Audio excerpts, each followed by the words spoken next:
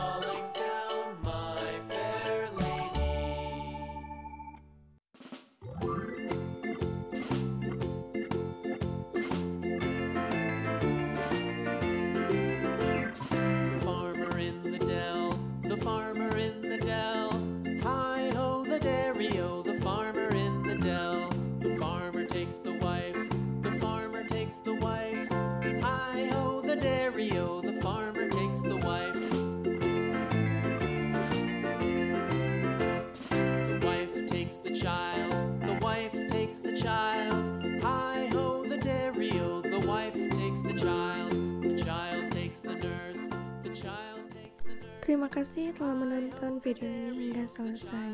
Jangan lupa like, share, komen, dan subscribe. Wassalamualaikum warahmatullahi wabarakatuh. Bye bye. Sampai jumpa di video selanjutnya.